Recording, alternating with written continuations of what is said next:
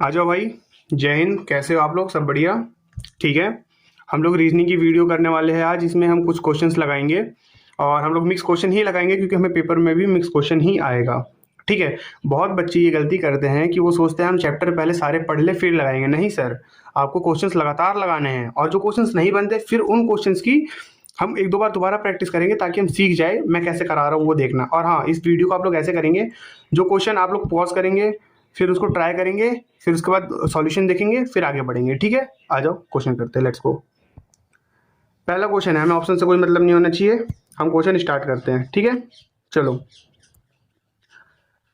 अगर इसमें कहा गया है डिवाइड और माइनस को इंटरचेंज करना है और मल्टीप्लाई और प्लस को इंटरचेंज करना है। ठीक है, लिखते हैं। 4 प्लस की जगह क्या आ जाएगा? Multiply by 9। मल्टीप्लाई की जगह क्या आ जाएगा? प्लस 48। माइनस की जगह क्या आएगा? डिवाइड का साइन 6। और डिवाइड की जगह क्या आ जाएगा? माइनस कितना? 7। 6 से ये कितनी बार में जाता है? 8 बार में। और 4 9 जा 36। प्लस कितना? 8। और माइनस कितना? 7। अब सोचो, ये 36 को ऐड में प्लस मत करना। 8 7 7 को 8 से माइनस किया तो 1 बचा। और 31 प्लस 7 कितना? 31 प्लस 36 प्लस 1 कितना होता है? 37। ठीक है, आगे बढ़ते हैं। मेरे को रोक रोक के आप लोग ये सवाल करिएगा। ठीक है, अब इस क्वेश्चन को कैसे करना है देखिए। बी के बाद क्या आ रहा है? सी डी ई, यानी कितने का प्लस हुआ है? प्लस का 3। तो यहाँ पे भी क्या प्लस होगा? ई के बाद क्या आएगा? प्लस का 3 आएगा। ई एफ जी एच, यानी कि पहला नंबर क्या हो गया? एच हो गया। तो हमने एच देखते ही इसको हमने क्या कर दिया? कट कर दिया। आ जाइए आगे बढ़ते हैं। ठीक है, उसके बाद के बाद क्या? के एल एम एन, फिर भी +3 हो रहा है। यू से कितना हो रहा है? You you V W +2। और जेड के बाद क्या होता है? ए बी, यानी कि 2 बार +3 हो रहा है, 2 बार +2 हो रहा है। तो ई के बाद एफ जी एच, +3 करेंगे तो एच आएगा। फिर +3 करेंगे तो एन एम एन ओ, फिर ओ आना चाहिए। और देख ले, एक minute, M N O P Q, Q आना चाहिए। एन के बाद एन से +3 करेंगे तो क्या आएगा? क्यू आएगा, यानी कि एच क्यू वाला ऑप्शन हो जाएगा। आगे चेक करने की जरूरत ही नहीं है। तो इतना कौन कौन समझ गया? आगे आ जाते हैं डाइस पे। डाइस के सबसे पहले तो हम लोग नंबर देख लेते हैं कि कौन कौन से नंबर लिखे। 1 2 3 4 5 6 एंड 8 लिखा हुआ है। ठीक है भाई, 8 है वहां पे। चलो, तो कैसे सॉल्व करते हैं? डाइस पहले इन दोनों में कॉमन देख लो कि कॉमन कौन सा है। कॉमन कौन सा है? सब में सबको दिख रहा है कि कॉमन 6 है। तो हम एक डाइस को पकड़ते हैं और इसे जिस तरीके से पहली डाइस को हम घुमाने वाले हैं उसी तरीके से दूसरी डाइस को घुमाएंगे। हम इस डाइस को ऐसे घुमाने वाले हैं। ठीक है, तो हम इसको भी ऐसे ही घुमाएंगे कॉमन पकड़ के। तो 6 5 3 6 2 1। और किसके अपोजिट पूछा है? 6 के अपोजिट। तो देखो 1 आ गया, 2 आ गया, 3 आ गया, और क्या बचा है आने के लिए? 4 तो है नहीं, और 5 आ गया, 6 है, और ये 7 भी नहीं है। तो यहाँ पे क्या आएगा? इसको मिटा के हम क्या लिखेंगे? 8। यानी कि 6 का अपोजिट क्या हो गया यहाँ पे? 8। अगर आप लोग ये भी नहीं कर सकते तो ये देख सकते थे, 1 जो है वो 3 का अपोजिट है तो 1 नहीं आएगा। जो 3 है वो 1 का अपोजिट है तो 3 नहीं आएगा। 5 जो है वो 2 का अपोजिट है तो ये भी नहीं आएगा। जो बचा वो ऑप्शन आ गया। ठीक है भाई लोग, इतना समझ गए? और प्लीज वीडियो को थोड़ा देख लेना अच्छे से। अच्छे अच्छे क्वेश्चन है, RWA वाले भी इसमें मैंने क्वेश्चन रखे हुए हैं। अब देखिए, ये वाला क्वेश्चन ना, ये वाला क्वेश्चन मैं करा देता हूँ। इसमें हमको काउंट करना होता है कि टोटल कितने नंबर है। तो काउंट करिए, 1 2 3 4 5 6 7 8 9 10 11 12 13 14 15 16 17 18 19 20। इसमें ना हमको पेयर बनाने होते हैं। पेयर बना लिए तो हो जाएगा क्वेश्चन। 20 है तो हम 4 4 के पेयर बना लेते हैं। 1 2 3 4, या 5 5 के पेयर बना लेते हैं, 4 पेयर बनेगा। तो ये हो गया, एक कट लग गया। 1 2 3 4 5, ये दूसरा 1 2 3 4 5, ये तीसरा, और ये चौथा है ही। ठीक है, अब सोचो क्या बन रहा है यहाँ पे? C L dash V E. ठीक है, सी एल देखोगे तो हर जगह है, तो यहाँ पे भी क्या आ जाएगा? एल आ जाएगा। यानी कि जो हमारा ये वाला पॉइंट है यहाँ पे क्या आएगा? एल। यानी कि सेकंड लास्ट में क्या आएगा? एल। लेकिन इसमें नहीं है तो इसको काट देंगे हम। ठीक है, अब देखो यहाँ पे क्या है? C L O, C L O और सी एल ओ। ओ भी आ रहा है तो स्टार्टिंग हमारी किससे होगी? ओ से होगी, जो कि तीनों में है। इतना समझ गए? तो पहले में क्या बन रहा है? क्लोव। अब दूसरे में चलते हैं, तो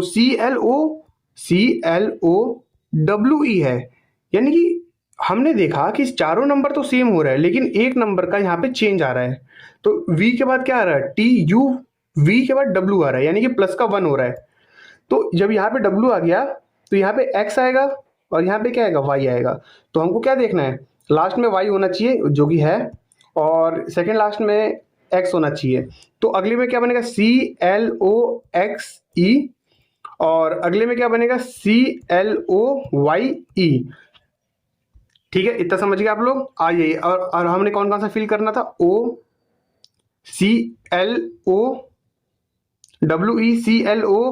के बाद क्या आता है, WXXE। तो हमको देखना है OLOOLP, ये तो गलत हो गया हमारे यहाँ से। ठीक है, ये जो चीज मैंने करी है ना, ये सब आपको बस समझाने के लिए करी है, इतने लिखने की जरूरत नहीं, एक लिखेंगे तो आपको हो जाएगा सही। तो ये भी गलत हो गया, P तो आएगा नहीं।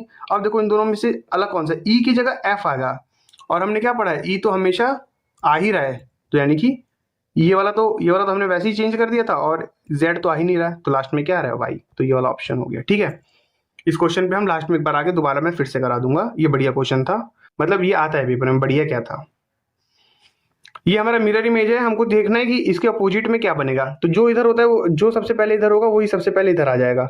तो सबसे पहले हम देखते हैं, ये इसको काट देते हैं।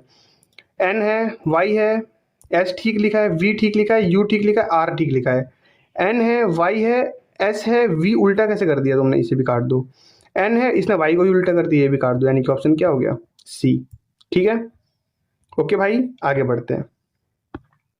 ये देखिए क्वेश्चन, इसमें हाँ, अब इसमें मत बोलना हिंदी में क्या है, इसमें ना हाँ एक और चीज सिखाने वाला था, इसकी हमें जरूरत ही नहीं है, इसको बार बार रीड नहीं करना है, ये कॉमन क्वेश्चंस होते हैं तो हमेशा ऐसे ही रहेंगे।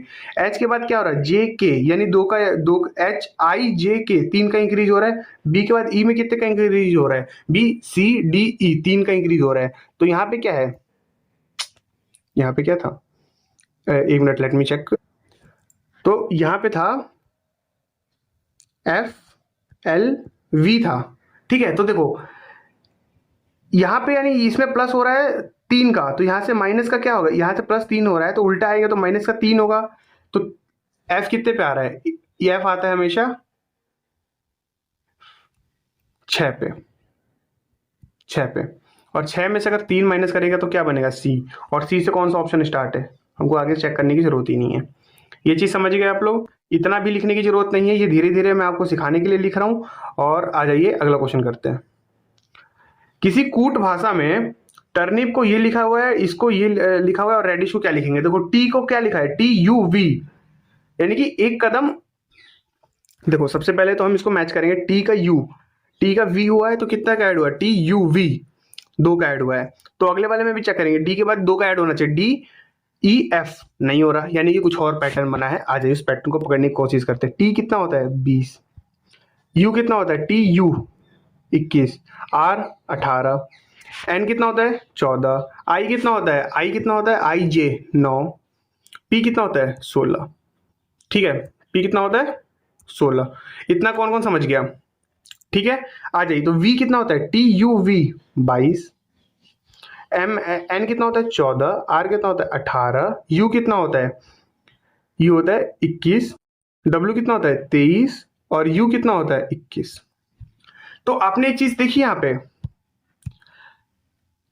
यहाँ पे तो ये +1 हो रहा है, हमको इसको इधर से ऐसे ऐसे मैच हो रहा है, यानी कि ये वाला यहाँ पे आएगा। यहाँ पे कितना हो रहा है, +2 हो रहा है। यहाँ पे कितना हो रहा है, 18 और 21 +3, 14 और 18 +4, 9 और 14 +5, और 16 और 22 कितना हो गया, +6। ठीक है भाई, ये कौन कौन समझ गया भाई, ये इसको कहते हैं क्रॉस पैटर्न। तो ये भी बनता है एग्जाम में, बहुत ही कॉमन क्वेश्चन है, बहुत बार आएगा आपके। तो अब देख लेते हैं ना, R में +1 करेंगे तो लास्ट में क्या आना चाहिए, RS, लास्ट में क्या आना चाहिए, S, जो कि इसमें नहीं है तो हम इस वाले को काट देंगे। ठीक है, और आपने देखा होगा जो लास्ट वाला था उसमें +6 हो रहा है, तो H कितने पे आता है, 8 पे, और इसमें +6 हो गया तो कितना हो गया, 14, 14 पे कौन होता है, N, यानी कि N वाला भी N वाला आएगा, M वाला कट गया। अब बीच में क्या आ रहा है, M, और इसके बीच में क्या आ रहा था, R, और जो R था उस पर जो R था उस पर +4 हो रहा था। ठीक है, +4, तो हम यहाँ से देखेंगे जो इधर से थर्ड है वो उधर से थर्ड के बराबर होगा। I कितने पे होता है, 9 पे, 9 पे I है, और प्लस कितना करना है, उसमें 4 करना है, तो 9 और 5 कितना होता है, 13, 13 पे कौन बनता है, M बनता है। तो हमको ये वाले ऑप्शन को टिक मार देना है, और ये वाला गलत हो जाएगा। किस किस को इतना कुछ समझ में आया है, आपको ABCD जो होती है नंबर वाइज याद करना पड़ेगा, और ऐसे ही एग्जाम में क्वेश्चन सॉल्व करना है, ठीक है। ये नहीं कि आप दोबारा दूसरे नंबर लिखिए फिर उसको इस फॉर्मेट में बनाइए, इस फॉर्मेट में अब दोबारा बनाने की जरूरत आपको नहीं पड़नी चाहिए, ठीक है। एक बना दिया, उसके बाद दूसरे को अरेंज करेंगे दिमाग के अंदर।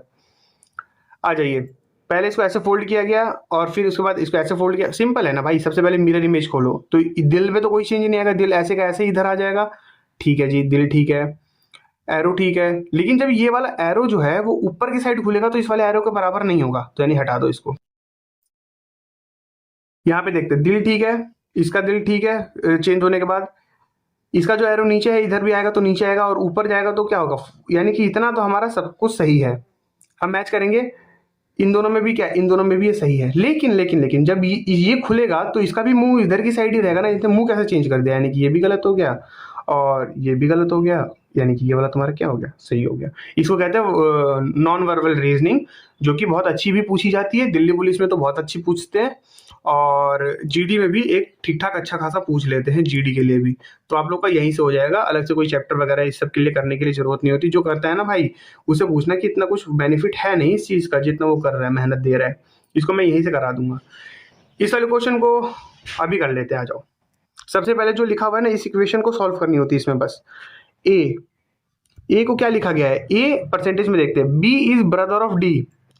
नहीं आ रहा, हिंदी मीडियम वाले बच्चे आ जाओ, आप लोगों के लिए करा देता हूँ। ए का डी से क्या रिलेशन है, तो इसमें जो बी का डी से है, यानी कि बी डी का भाई है, जो ए है वो डी का क्या है, भाई है। और भाई के ऊपर हम, जो जेंट्स होता है उसके ऊपर हम ट्रायंगल बनाते हैं, और किसका भाई है ये, डी का भाई है। इतना कौन कौन समझा, पहले तो मेरे को ये बताओ। हम इक्वेशन को यहाँ पे रखते हैं और ऐसे रख के सॉल्व करते हैं इसको। अगला क्या है, डी और एंड के बीच का रिलेशन क्या है, डी और एंड के बीच का जो रिलेशन, डॉलर का जो रिलेशन है, B is son of D, यानी जो डी है वो बेटा है किसका, डी जो है वो कौन है, बेटा है। किसका बेटा है, एफ का, यानी कि एफ उसके कौन है, फादर साहब है। इतना कौन कौन समझ गया, फादर या मदर है अभी हमें नहीं पता, बस उसका बेटा है वो। और F hashtag B, B is sister of D, यानी जो एफ है वो सिस्टर है, सिस्टर के ऊपर क्या बनता है, सर्कल बनेगा, क्या बनेगा, सर्कल। और एफ किसकी सिस्टर है, बी की सिस्टर है। कौन है, बी की सिस्टर है। ओके, इतना समझ आया। और बी का परसेंटेज के साथ क्या रिलेशन है ये बताइए। B is brother of D, जो बी है वो भाई है, किसका भाई है, इसको ना ट्रायंगल में अंदर बंद करना है, बी भाई है। इस पर चेम करता हूँ, थोड़ा सा नीचे लिख लेता हूँ, आप लोगों को समझ आएगा। ए का रिलेशन ब्रदर है, डी जो है वो इसका भाई है, एफ इसके जो मम्मी है, और जो बी है वो इसका भाई है। इतना कौन कौन समझ गया। अब बी का ई के साथ क्या, B is brother of D, B जो है वो भाई है, किसका भाई है, ई का, तो यानी ई को, ई का ये भाई है। ओके, और ई का क्या रिलेशन है एस के साथ, E is husband of S, जो ई है वो हस्बैंड है, किसका हस्बैंड है, एस का। ठीक है, ये इतनी जो लाइन है ना, एक मिनट, जो इतनी लाइन है ये ऊपर के साइड चल रही है, ये वाली जो है एक जनरेशन है और ये वाली जो है ये सेकंड जनरेशन है, ठीक है, और ये फर्स्ट है। ये क्वेश्चंस ना थोड़े से बड़े हो गए इसलिए ना पेज एडजस्ट नहीं कर पा रहा मैं। ओके भाई, यार मैं भी तुम लोगों के साथ ही प्रैक्टिस कर रहा हूँ, तो मैं भी नया नया काम है तो मेरे को भी थोड़ा सा तो मेहनत लगेगा ना। ठीक है, अब हमसे क्वेश्चन क्या पूछा गया हुआ है, तो ए का ई से क्या संबंध है, ए जो है वो ई से किस तरीके से रिलेटेड है। देखो, ए की जो मम्मी है ये, मम्मी का जो भाई है ये, और भाई की वाइफ, यानी कि ये इसकी कौन लगी, यानी कि कौन है ये, मामी है, मामा है, क्योंकि वो जेंट्स है, तो यानी किसके किससे के थ्रू रिलेटेड है वो, मामा है। कौन है, ए इज, ए का ई से क्या संबंध है, जो ए है वो ई का कौन है, मामा है। ठीक है भाई, आगे बढ़ो। अब बस इसमें वो डिफरेंस पता करना है, क्या क्या है, सिंपल है ये तो। देखो 12 और ये स्क्वायर किसका है, 11 का। ये जो 16 है, जो 16 है, और ये किसका स्क्वायर है, 15 का। यानी कि क्या देखा हमने, इससे माइनस का क्या हो रहा है, माइनस का 1 हो रहा है और उसका स्क्वायर हो जा रहा है। ठीक है, -1 करने के बाद जो भी नंबर आ रहा है एक्स, उसका हम कर दे रहे हैं स्क्वायर। तो ये जो 441 है वो किसका नंबर है, 21 का है। और 21 में फिर +1 करेंगे तो कितना हो जाएगा, 22। इस वाले में से -1 करने के बाद जो भी नंबर है उसका स्क्वायर कर देने पे आ जा रहा है, तो यहाँ पे कौन आ जाएगा बताओ, 22। किस किस को ये समझ में आ रहा है भाई, इसमें कुछ समझने जैसा था ही नहीं। देखो, इसका तो मैंने क्वेश्चन भी नहीं लिखा, सबको देख के लग रहा है डिक्शनरी ऑर्डर लगाना है। पहले सबसे पहले तो ये बताओ कि इसमें क्या क्या दे रखा है। सबसे पहले हमको कुछ नहीं करना, हमको ये देखना है कि फर्स्ट में कौन है। 5 और 1 में पहले कंप्लीट करते हैं, कौन सा आएगा पहले। फैंटम एन आ रहा है, एन आ रहा है और इसमें आ रहा है आर, तो एन पहले आता है, यानी कि 5 वाले दोनों जो है वो करेक्ट हो गए। अब इसमें 153 तक सेम जा रहा है, इसमें 153 तक सेम जा रहा है, 2 भी सेम जा रहा है, और तो 6 और 4 में से पहले कौन आएगा देख लो। PHYSIC 4 वाला पहले आएगा, यानी 4 वाला जब पहले आएगा तो 4 वाला इधर लिखेंगे और 6, और ये वाला ऑप्शन सही हो गया और ये वाला ऑप्शन क्या हो गया गलत। बस इतना ही टाइम लगना चाहिए इसमें। आ जाओ जी, ये वाला क्वेश्चन करते हैं। इस वाले क्वेश्चन को लिए अलग से जगह की जरूरत नहीं है, हमको क्या पूछा हुआ है, पे का पूछा है ना। पे, पे कैसे लिखेंगे, क्या इसमें कोई पे है, नहीं है, यानी कि जो ये है पू कू जू, ये तो ऑप्शन में होने भी नहीं चाहिए, तो पू काट दो, कू काट दो, जू काट दो, ठीक है भाई, क्योंकि पे उसमें है ही नहीं, तो जो बचेगा वो ऑप्शन हो जाएगा। बस सिंपल है, ये तो बहुत ही आसान क्वेश्चन था, इसमें लिखने की भी जरूरत नहीं थी। अब आ जाओ इस वाले क्वेश्चन को कैसे करना है। अब देखिए, प्लस का 1, माइनस का 4, फिर कितना हुआ प्लस का, बताओ बताओ बताओ, 9, फिर माइनस का कितना 16, फिर प्लस का कितना 25। यानी कि समझ रहे हो, ये 1 का स्क्वायर, ये 2 का स्क्वायर, ये 3 का स्क्वायर, ये 4 का स्क्वायर, ये 5 का स्क्वायर, तो यहाँ पे किसका स्क्वायर आएगा 6 का, यानी 36। अब देखो plus minus plus minus plus minus, फिर माइनस कर देंगे, और 36 में से 36 गया तो कितना बचेगा। समझ आ गया, किस किस को समझ में आ गया भाई ये वाला क्वेश्चन। ऐसे ही क्वेश्चंस आएंगे आप लोगों के एग्जाम में 110%, इससे फालतू बाहर तो मुश्किल है भाई जाना। और ये पहला बैच है ना, तो अभी कुछ अच्छे अच्छे और क्वेश्चंस मैं लेके आऊंगा। आप लोग यार थोड़ा सा ना सपोर्ट वगैरह दिखाया करो वीडियो में यार, ऐसे ना कि भैया हम छोड़ के चले गए, बीच में 2 मिनट की वीडियो देख रहे हो, 3 मिनट की वीडियो देख रहे हो। आपको नहीं पता भाई, ये वीडियो बनाने के लिए भाई मैं आज कितना ज़्यादा परेशान हुआ हूँ। देखो जो रोम्बस है, जो समत्रिभुज है, वो किसको दिखा रहा है, टीचर को दिखा रहा है। टीचर को कौन दिखा रहा है, रोम्बस दिखा रहा है, ठीक है भाई, हिंदी वाले भी। पहले तो हम पढ़ लेते हैं हमको किसकी किसकी जरूरत है। वुमेन है, टीचर है और सोशल वर्कर भी है, यानी कि, और यहाँ पे किसकी किसकी बात हो रही है, टीचर की, सोशल वर्कर की और विमेन, सिर्फ 3 लोगों की बात हो रही है और तीनों के बारे में पूछा गया है। हमको नहीं फर्क पड़ रहा भाई कौन किस में है, हमको बस ये देखना है जो नंबर सबके सब में तीनों में आ जाए। तो अगर आपको 10 नहीं दिख रहा तो आपको ये 24 तो दिख रहा होगा, यानी 24 तो अकेले में ये काट दो। 9 दिख रहा होगा, 9 सिर्फ 2 लोगों में है, काट दो। 15 कितने में है, 15 भी 2 लोगों में, काट दो। और जो 10 है वो तीनों लोगों में है, 10 हमारा आंसर हो गया। इससे ज्यादा कुछ भी इस क्वेश्चन पे ध्यान नहीं देने का है। आगे बढ़ते हैं। कुछ बच्चे ऐसे थे भैया हम ये वाला क्वेश्चन नहीं कर पा रहे, सिंप्लीफिकेशन का क्वेश्चन है भाई, ये रीजनिंग है भी नहीं। आओ पहला ऑप्शन उठाते हैं पहले, 256, 256 पहले क्या, multiply by 4 plus 9 minus 3 divide by 14। अब भैया इस दुनिया का कोई भी ऐसा 3 नहीं है जो 14 को काट के पॉजिटिव नंबर ला पाए, तो इसको यहीं पे छोड़ दो, अगला वाले को रखो। 256 मल्टीप्लाई बाई 4 डिवाइड बाई 9। अब देखो 6 7 8, 8 और 5 13, 13 तो 9 से किसी भी हालत में नहीं जाएगा, क्योंकि कटना चाहिए, पॉइंट में आंसर नहीं है, यहाँ पे एक इंटीजर बन रहा है, तो इसको भी छोड़ दो। अगला थर्ड वाला ट्राई करते हैं, 256 डिवाइड बाई 4, बिल्कुल जाएगा, अभी तक कट रहा है। मल्टीप्लाई बाई 9 माइनस 3 प्लस 14, 51 चाहिए। देखो 4 4 5 20, 4 6 24, 4 6 24 और 4 चौका 16, 64 इंटू 9। अरे बाप रे कितना बड़ा नंबर हो गया, छोड़ दो, पूरा सॉल्व करने की जरूरत नहीं है। अगला क्वेश्चन देखो, ये हम लास्ट में रखते हैं, 256 डिवाइड बाई किससे करेंगे 4, माइनस का साइन कितना आया 9, मल्टीप्लाई का साइन कितना है 3, फिर कितना है 4। कितनी बार में गया था पिछली बार 64, 64 में से 9 27, 64 में से कितना जाएगा फिर, अब 64 माइनस 27 प्लस 4, ये जो 4 हो गया इस पे ऐड कर देते हैं, 68 माइनस 27, 7 में से 8 8 में से 7 गया 1 बचा, और 6 में से 2 गया 4 बचा। 1 मिनट, 7 यहाँ पे, हाँ सॉरी 41 नहीं होगा, यहाँ पे हमने 4 लिख दिया 14 की जगह, क्योंकि यहाँ पे 14 है। ओके, तो यहाँ पे 14 है। देखिए भाई, अगर मैं सिली मिस्टेक कर पा रहा हूँ, आप लोगों की तो तैयारी मुझसे कितनी ही ज़्यादा कम है, तो सोचो आप कितनी सिली मिस्टेक कर सकते हो।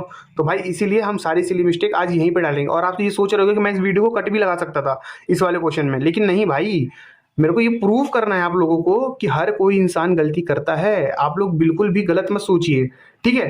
तो ये कितना हो जाएगा, इसको ऐड करा हमने तो ये कितना हो गया, 4 और 4 8 और 1 और 6 7, 78 में से 27 माइनस कर दो। अब सोचो 8 में से 7 गया तो एक बचा ना, यहाँ पे भी हमें 51 चाहिए, ऐसा ही कुछ है, डी ऑप्शन मारेंगे, ठीक है। हमको थोड़ा सा अपना टाइम भी बचाना है भाई। ये वाला क्वेश्चन जो था ना मॉक में मेरा गलत हो गया था, क्योंकि मैंने क्रिकेट को ना क्रिकेटर समझ लिया था। तो मुझे लगा था कि जो गेम है उसमें एथलीट आते हैं और जो एथलीट होते हैं वो क्रिकेटर भी होते हैं, तो मैंने ना ये सी वाला ऑप्शन मार दिया था, जो कि मेरा गलत था। लेकिन अब बाद में मुझे समझ में आया कि ये वाला ऑप्शन में क्रिकेटर नहीं भाई, क्रिकेट है। अब सोचो ये क्या हो गया, खेल, ये खेल हो गया, खेल के अंदर एक क्रिकेट आता है, गुड। और लेकिन एथलीट जो होता है वो तो एक प्लेयर होता है ना, प्लेयर को हम खेल के अंदर ऐड कर सकते हैं नहीं। एथलीट एक ऐसे इंसान अलग होता है, एथलीट इंसान होता है, ये एक नॉन लिविंग थिंग है और ये एक लिविंग थिंग है। तो ए वाला ऑप्शन आ जाएगा। अब आप लोगों को समझ में आ गया होगा, मुझे पता है ये बहुत लोगों का गलत हुआ होगा, ठीक है भाई। आ जाओ, तो ये हमारा भाई खत्म हो गया, ठीक है। और बस भाई ये रीजनिंग के आज कुछ क्वेश्चन थे जो मैंने करा दिया आप लोगों को, ठीक है। तकरीबन 19-20 क्वेश्चन थे, ठीक है। और भाई प्लीज़ थोड़ी सी वीडियो वगैरह को देख लेना, ठीक है भाई। हाँ मेरे को वो क्या कहते हैं, ये क्वेश्चन था ना जिसको मेरे को दोबारा समझाना था। हाँ इस वाले क्वेश्चन को ना मैं दोबारा से एक बार करा देता हूँ। आप लोग मतलब मैंने यहाँ पे थोड़ी खिचड़ी कर दी है, तो एक बार दोबारा करा दो इस क्वेश्चन को। आ जाओ, सब कुछ मिटा देता हूँ, ये मैंने सब कुछ मिटा दिया, ठीक है भाई, ठीक है। आ जाओ, प्लीज़ थोड़ा सा कोऑपरेट करना भाई, क्योंकि मैं भी भाई तुम लोगों की तरह एस्पिरेंट ही हूँ एक। ए का डी से साथ क्या रिलेशन है, तो देखते हैं। परसेंटेज का मतलब B is brother of D, यानी कि ए जो है वो भाई है, किसका भाई है, डी का भाई है। समझ आ गया, पहला चीज समझ में आ गया। और जो डी है वो सन है किसका, एफ का, ये जो है ये बेटा है। और हाँ, मेल के ऊपर हम ट्रायंगल लगाते हैं और फीमेल के ऊपर हम सर्कल लगाते हैं। बेटा है किसका, एफ का। अभी हमें एफ के बारे में कुछ नहीं पता, एफ कौन है, क्यों है, ठीक है। आगे देखते हैं। F is sister of B, F जो है बहन है, किसकी बहन है, बी की बहन है, ठीक है भाई। और बी कौन है, बी इज ब्रदर ऑफ ई, ये जो है भाई है, किसका भाई है, ई का भाई है। और ई कौन है, ई इज हस्बैंड ऑफ, ई जो है वो हस्बैंड है, यानी कि ये एक जेंट्स है। हस्बैंड जेंट्स ही होते हैं, मतलब 199% केस में, 1% का हमें नहीं पता, ठीक है। और ये हस्बैंड किसका, हस्बैंड साहब किसके हैं, ये एस के। और अगर वो हस्बैंड है तो ये एस कौन होगी, वाइफ। हमारे सिलेबस के हिसाब से हमेशा लड़का लड़की की शादी होती है, ठीक है भाई। तो इसमें क्वेश्चन क्या पूछा है, how is A related to E, A का ई से क्या संबंध है, ठीक है। क्या क्वेश्चन पूछा है, ए का ई से क्या संबंध है। तो जो ए है वो ई का क्या लगता है, मतलब कि इसके पूछा ना ई से क्या संबंध है, ए ई का क्या है, ए जो है वो, जो ए है वो ई का क्या है। अब सोचो ई की मम्मी कौन है, एफ है। और एफ का मम्मी का भाई कौन है, बी है। और यानी कि उसका एक और भाई है, ये है। और मम्मी का भाई कौन होता है, मामा। मामा होते हैं, लेकिन इसमें ये नहीं पूछा गया कि जो अभी मैंने गलत समझा दिया था आपको, मैं ऐसी कंफ्यूजन हो जाता है इस क्वेश्चन में। मैंने बता दिया था कि ई का ए से क्या संबंध है, यहाँ पे पूछा ई का जो है, मैंने बता दिया था ए का ई से क्या संबंध है, क्या बोल रहा हूँ मैंने बता दिया था ई का ए से क्या संबंध है। यहाँ पे पूछा गया ए का ई से क्या संबंध है, तो भाई ई का जो है ए क्या लगता है, मामा लगता है, मामा लगता है। मामा लगता है तो ए कौन लगेगा, इसका भांजा। तो हमें क्या पूछा गया है, ए कौन है, भांजा है, ठीक है भाई। आ जाओ, भांजा है, ए भांजा है, ठीक है। चलो, तो ये क्वेश्चन भी समझ गए होंगे आप लोग भाई, ठीक है। इस क्वेश्चन को ना हो सकता है मैं 2-3 दिनों बाद ना क्या करूँ कि एक रिलेशन के ऊपर ही क्वेश्चंस लेके आ जाऊँ, ठीक है। चलो, और ये क्वेश्चन को दोबारा एक बार अच्छे से सुन लेना भाई, इसमें थोड़ी सी मैंने गलती कर दी है, मतलब अब ठीक कर दिया मैंने, ठीक है। चलो भाई, और प्लीज़ ये वीडियो को अच्छे से सब लोग देख लेना और अपने जो भी है अपना बताना कि मेरे को रिव्यू में कि आपको कैसी लगी। और ये वीडियो भाई थोड़ी सी लंबी हो गई है, 4-5 मिनट की, क्योंकि भाई वो दूसरा वाला क्वेश्चन था उसको समझाने में थोड़ी सी मैंने इशू कर दिया था पहले, तो उसको क्लियर करना जरूरी था। चलो भाई, जय हिंद।